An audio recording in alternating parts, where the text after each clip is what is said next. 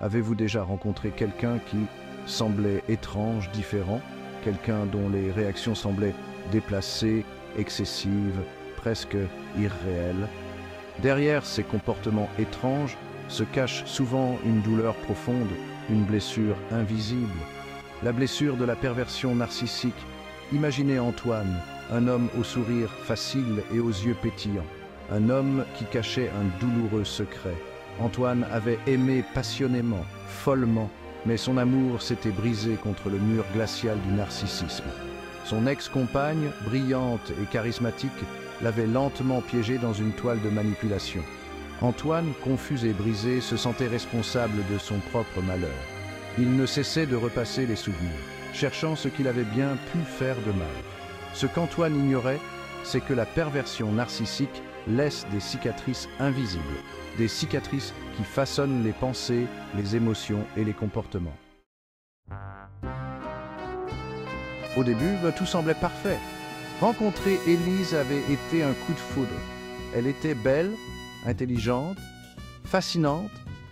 Antoine était tombé sous son charme, aveuglé par l'intensité de ses émotions.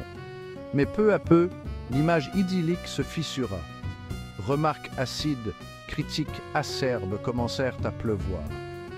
Antoine, déstabilisé, tentait de comprendre. Était-ce de sa faute? Avait-il dit ou fait quelque chose de mal? Élise excellait dans l'art de la manipulation. Elle alternait entre crises de colère et moments de douceur, accusant Antoine et le maintenant sous son emprise. Il se sentait de plus en plus perdu, incapable de déchiffrer la réalité. L'emprise d'Élise était insidieuse. Elle isola Antoine de ses amis, de sa famille, l'enfermant dans une cage dorée. Il était devenu son jouet, sa marionnette, manipulée à sa guise. Antoine vivait dans un état de confusion permanent. Les paroles d'Élise étaient contradictoires, ses actes imprévisibles. Un jour, elle le couvrait d'éloges, le lendemain, elle le rabaissait, le traitant d'inutile et d'incapable. Il se sentait comme un funambule, marchant sur un fil, terrifié à l'idée de chuter.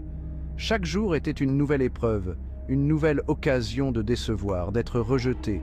L'estime de soi d'Antoine s'effritait un peu plus chaque jour. Il doutait de lui, de ses perceptions, de sa propre santé mentale. Était-il en train de devenir fou? Le piège de la perversion narcissique s'était refermé sur lui. Isolé, brisé, Antoine ne voyait aucune issue à son cauchemar.